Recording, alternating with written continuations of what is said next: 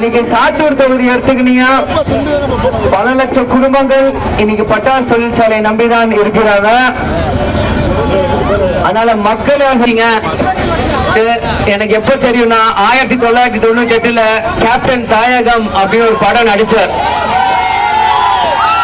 அந்த படத்துல தீவிரவாதிங்க வந்து கேப்டனை சுட்டு போட்டுருவாங்க. அப்ப சொல்லுவாங்க, இதெல்லாம் பாகிஸ்தான் வெடிகுண்டு, இந்த வெடிகுண்டு வச்சாலும் நீ பஸ்வம் ஆயிடுவானு. அது கேப்டன் சிரிச்சே சொல்லுவாரு, அங்க பாருன்பார்.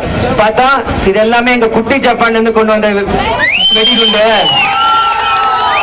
இந்த வெடிகுண்டு தான் பாகிஸ்தானே காலியாயிரும். அப்புறம் ஒரு நாள் அப்பா கிட்ட கேட்டேன், என்ன இது? அப்பா கேப்டன் சொன்னாரு, உலகத்திலே சிறந்த மூளைக்காரங்க வந்து ஜப்பான்ல இருக்கிறவங்க தான் சிறந்த மூளைக்காரங்க.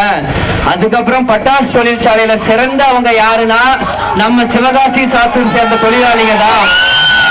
அதனாலதான் அவங்க எல்லாருமே குட்டி ஜப்பான் யூஸ் பண்ற மூளை அப்படின்னு அந்த கேப்டன் 1998 சொன்னாரு. அது என் மனசுல ஆழமா பதிஞ்சிருக்கு. எதுக்கு அன்னைக்கு சொன்னாரோ என்னவோன்னு தெரியல. இன்னைக்கு மக்கள் நீங்கள் கேப்டன் மறைவுக்கு அப்புறம் இன்னைக்கு நான் உங்க வேட்பாளர் வந்து நிக்கிறதுல ரொம்ப சந்தோஷப்படுறேன். இது நடந்து கிட்டத்தட்ட 25 வருஷம் இருக்கும். இருந்தாலும் சில கனெக்ஷன்லாம் எடுத்து பார்த்தா ஏதோ ஒரு சம்பந்தம் இருக்கு. இந்த மண்ணின் மைந்தனாக, உங்க வீட்டு மகனாக, உங்க பிள்ளையாக உங்களுக்கு உழைக்க தயாரா இருக்கிறேன்.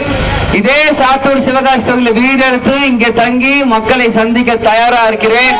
ஒரு இளைஞனா, படிப்புள்ளவனா எனக்கு இந்த நேரத்தில் நீங்கள் வாய்ப்பை கொடுத்து பெருவாக்கு வித்தியாசத்தில் முரசு ஜெயிக்க வைக்கணும் நான் தாழ்மையோட கேட்டுக்கிறேன்.